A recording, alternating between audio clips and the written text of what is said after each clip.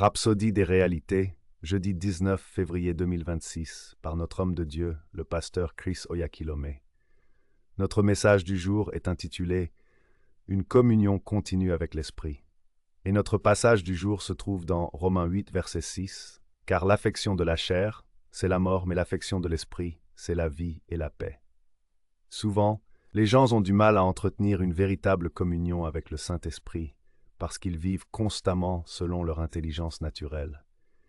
Ils sont dominés par la chair, absorbés par une conscience terrestre, remplis de considérations mondaines et guidés par des raisonnements purement humains.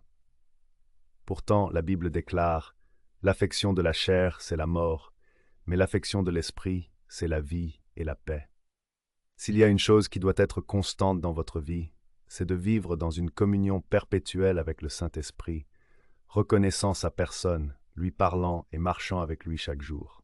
2 Corinthiens 13, 14 dit « Que la grâce du Seigneur Jésus-Christ, l'amour de Dieu et la communion du Saint-Esprit soient avec vous tous. Amen. » Parlez toujours au Seigneur. Ne priez pas seulement lorsque vous avez besoin de quelque chose. Entretenez plutôt cette communion permanente d'amour entre votre esprit et le sien. C'est cette communion qu'il désire. Gardez-la vivante.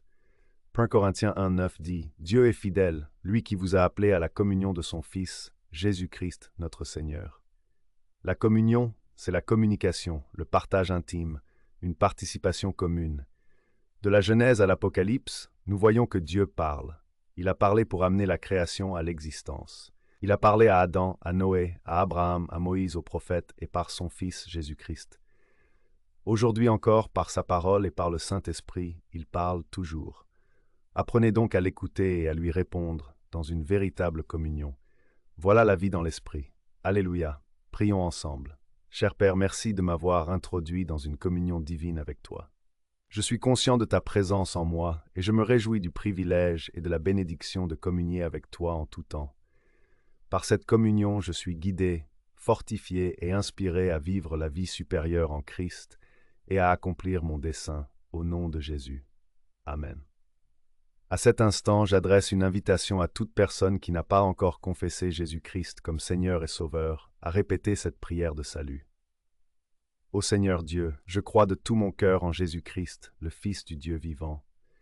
Je crois qu'il est mort pour moi et que Dieu l'a ressuscité d'entre les morts. Je crois qu'il est vivant aujourd'hui.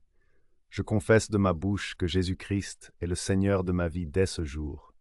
Par lui et en son nom, j'ai la vie éternelle. Je suis né de nouveau.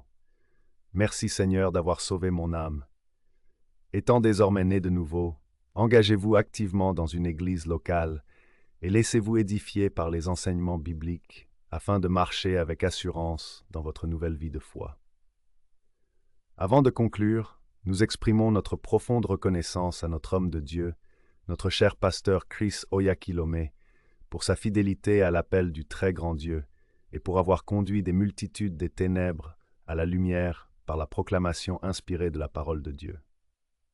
Les manifestations de guérison divine et l'impact transformateur de son ministère à travers le monde.